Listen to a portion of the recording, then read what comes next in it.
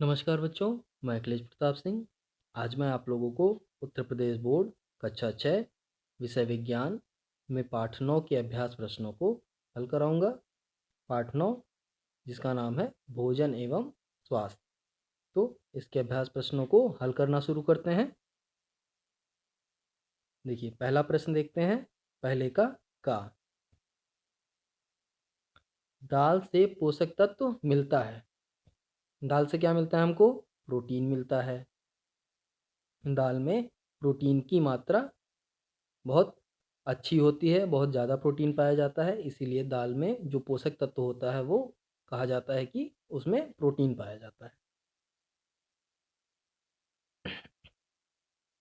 पहले का खा देखते हैं।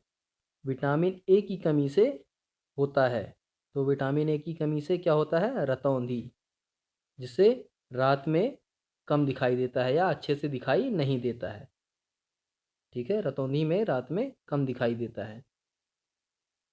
तो ये किसकी कमी से होता है? ये होता है विटामिन ए की कमी से। अब प्रश्न नंबर 2 पे आते हैं, जिसमें हमको क्या करना है? सही गलत का निशान लगाना है। देखिए, पहला देखिए, विटामिन ए की कमी से रतौंधी रोग होता है, तो ये सही है। आलू में कार्बोहाइड्रेट होता है, ये भी सही है। आलू में स्टार्च या कार्बोहाइड्रेट पाया जाता है।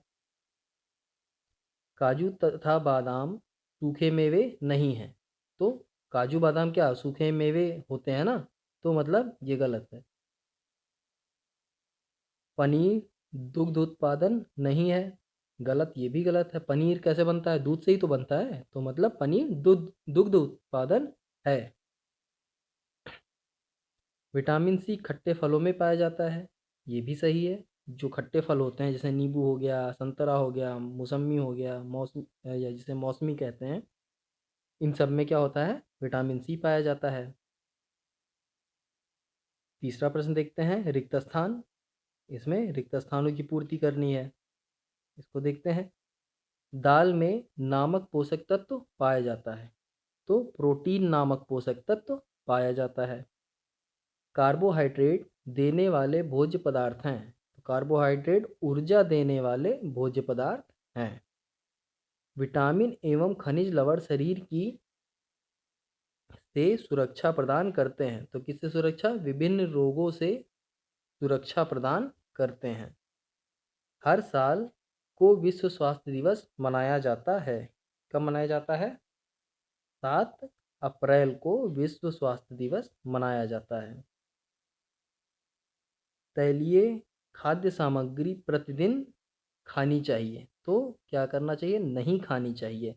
जो तेल युक्त खाद्य सामग्री होती है उसको प्रतिदिन नहीं खाना चाहिए, कभी कभी खाना चाहिए, क्योंकि तैलीय खाद्य सामग्री से क्या मिलता है हमको? फैट मिलता है। और बहुत अत्यधिक फैट शरीर पे या वसा शरीर में आ जाएगी तो उससे हमारा वजन बढ़ेगा और जो स्वास्थ्य के लिए हानिकारक होता है, जिससे हृदय आदि रोग हो जाते हैं। इसीलिए तैलीय खाद्य सामग्री हमको बहुत कम खानी चाहिए। चौथे प्रश्न पे आते हैं। इसमें सही मिलान करना है, जिसका संबंध जिससे है उससे उसका मिलान करेंगे। तो देखते हैं। प्रोटीन, तो ये किस में पाया जाता है? विभिन्न प्रकार की दालों में पाया जाता है। कार्बोहाइड्रेट, चावल में कार्बोहाइड्रेट पाया जाता है। विटामिन एवं खनिज लवण, ये हरी सब्जियों में पाया जाता है। वसा के स्रोत क्या हैं?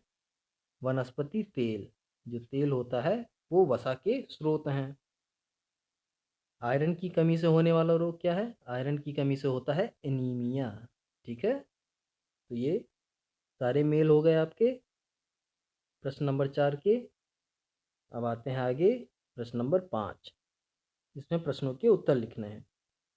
प्रश्न नंबर 5 का आ देखते हैं। संतुलित आहार किसे कहते हैं? इसका उत्तर देखिए। संतुलित आहार से हमारा अभिप्राय ऐसे भोजन से है जिससे समस्त आवश्यक पोषक तत्व उचित मात्रा में विद्यमान रहते हैं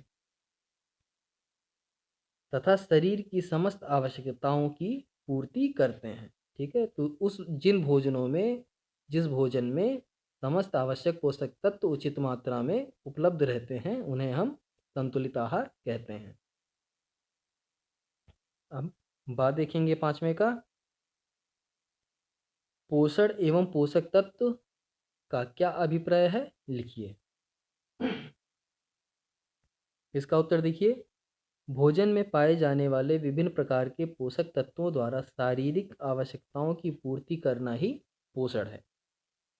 यानी जो भोजन हम करते हैं, उस भोजन से या उस भोजन में जो पोषक तत्व पाए जाते हैं, उन पोषक तत्वों का इस्तेमाल करके हम अपने शरीर का पोषण करते हैं, या अपने शरीर की जो आवश्यकताएं हैं उन्हें हम पूरा करते हैं, उन्हीं को या उसी को हम पोषण कहते हैं। भोजन में पाए जाने वाले तत्व हमारे शरीर को स्वस्थ एवं निरोग रखते हैं, वह पोषक तत्व कहलाते हैं। यानी जो भोजन में पोषक पाए जाते हैं और जिनको खाने से हमारा शरीर निरोग और स्वस्थ रहता है, उन्हीं को हम पोषक तत्व कहते हैं। देखेंगे पांचवें का, प्रोटीन एवं कार्बोहाइड्रेट के चार प्रमुख स्रोत के नाम लिखिए। तो पहला देखते हैं इसका उत्तर, प्रोटीन के 4 प्रमुख स्रोत। चना, उड़द, मूंग, राजमा, पनीर, दही, अंडा, मांस एवं मछली। इन सब में प्रोटीन की प्रचुर मात्रा पाई जाती है या अच्छी मात्रा पाई जाती है। कार्बोहाइड्रेट के स्रोत देखते हैं, गुड़, चीनी, आलू, चुकंदर, केला, गन्ने का रस, ये सब क्या है? ये सब में कार्बोहाइड्रेट की अच्छी मात्रा पाई जाती है। अगला प्रश्न देखते हैं, विटामिन कितने प्रकार के होते हैं? इसका उत्तर देखिए, विटामिन 6 प्रकार के होते हैं। देखिए कौन कौन से, vitamin A, vitamin B, vitamin C, vitamin D, vitamin E और विटामिन के। ये 6 प्रकार के विटामिन होते हैं। अगला प्रश्न, स्वास्थ्य से आप क्या समझते हैं? अब इसका उत्तर देखिए, स्वास्थ्य से क्या समझ में आता है? क्या कोई पूछता है स्वस्थ या स्वास्थ्य किसे कहते हैं, तो क्या कहेंगे आप?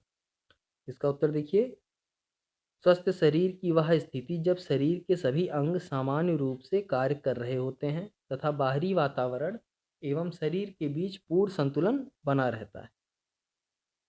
शारीरिक, मानसिक एवं सामाजिक रूप से पूर्णतया सामान्य दशा को भी स्वास्थ्य कह सकते हैं। अतः स्वास्थ्य वह अवस्था है जिसके अंतर्गत शारीरिक, मानसिक एवं सामाजिक कार्य समुचित क्षमता द्वारा उचित प्रकार से किया जा सके। या सिंपल सा हम कह सकते हैं साधारण रूप से, कि जब मनुष्य या जीव जो भी है शारीरिक, मानसिक और सामाजिक रूप से जो कार्य करता है वो सही ढंग से करता है, अच्छे से करता है, तो वो स्वास्थ्य कहलाता है। ठीक है, शारीरिक रूप से भी सारे कार्य कर पाता है। अगर मनुष्य मानसिक रूप से भी सारे कार्य अच्छे से कर पाता है, सही से कर पाता है, सामाजिक रूप से जो कार्य कर रहा है वो भी सही से कर पाता है, तो उस मनुष्य को हम क्या कहेंगे? स्वस्थ कहेंगे, या उसी चीज़ को हम स्वास्थ्य कहेंगे। अगला प्रश्न देखिए, भोजन एवं स्वास्थ्य में क्या संबंध है? चलिए इसका उत्तर देखते हैं। जिस प्रकार का भोजन हम करेंगे उसी प्रकार का हमारा विचार होगा। यदि हम पौष्टिक भोजन करते हैं तो हमारा शरीर भी निरोग रहेगा, शरीर की रोग प्रतिरोधक क्षमता मजबूत होगी, जिससे शरीर का पूर्ण रूप से विकास होगा। इसके विपरीत यदि हम सिर्फ अपने स्वाद के लिए भोजन करते हैं, अर्थात असंतुलित भोजन जैसे chaat, pakora, burger, chips, cold drink आदि करते हैं, तो शरीर में पौष्टिक तत्वों की कमी हो जाएगी और धीरे धीरे हमारा शरीर तरह तरह की बीमारियों से ग्रसित हो जाएगा और हमारा विकास रुक जाएगा। तो स्वास्थ्य और भोजन में यही संबंध है। जब हम अच्छा भोजन करेंगे तो हमारा शरीर भी स्वस्थ रहेगा, या संतुलित आहार लेंगे, संतुलित भोजन करेंगे तो हमारा शरीर स्वस्थ रहेगा, और जब स्वस्थ रहेगा तो हम सारे कार्य अच्छे से करेंगे, हमारा शरीर रोग ग्रसित नहीं होगा। ठीक, अगला प्रश्न देखते हैं, प्रश्न नंबर 6। निम्नांकित खाद्य पदार्थ के चित्रों को ध्यान से देखिए तथा उनके नीचे दिए गए पोषक तत्व के अंक लिखकर उनका वर्गीकरण कीजिए। देखिए यहाँ पे पोषक तत्व दिया गया है, प्रोटीन के लिए 1 लिखना है, कार्बोहाइड्रेट के लिए 2 लिखना है, वसा के लिए 3, विटामिन और खनिज लवण के लिए 4 लिखना है। ठीक है, तो यहाँ पे चित्र दिए हुए हैं आपकी प्रश्न पुस्तिका में, या अभ्यास प्रश्न में जो प्रश्न है उसमें चित्र दिए हैं। तो ये चित्रों को देख के आपको बताना है किस में क्या पाया जाता है, प्रोटीन पाया जाता है, विटामिन पाया जाता है, खनिज लवण, कार्बोहाइड्रेट क्या। तो मुर्गा है, तो इससे क्या मिलेगा हमको, प्रोटीन मिलेगा, वसा मिलेगा। दूध, दूध से क्या मिलेगा, दूध से हमें प्रोटीन मिलेगा। मछली में प्रोटीन मिलेगा, तो वहाँ पे जहाँ मछली में प्रोटीन मिलेगा तो वहाँ पे हम क्या लिख देंगे, क्या लिख देंगे, 1 नंबर लिख देंगे। ठीक, यहाँ पे ऐसे 1 लिख देंगे जहाँ मछली लिखा है। ठीक, गन्ने में क्या मिलता है, कार्बोहाइड्रेट मिलता है, तो कार्बोहाइड्रेट के लिए कौन सा नंबर है, 2 नंबर है, तो यहाँ 2 लिख देंगे। तो इसी प्रकार आप सभी का उत्तर लिखेंगे। तो ये आप लिख सकते हैं, आपको पता ही है ये कैसे लिखना है, किसमें क्या पाया जाता है। तो ये अभ्यास प्रश्न भी आप लोगों के हल हो गए इस पाठ के। अब ये जो पाठ है इसके सारे अभ्यास प्रश्न समाप्त हो गए। अब अगला पाठ अगली वीडियो में, तब तक के लिए धन्यवाद।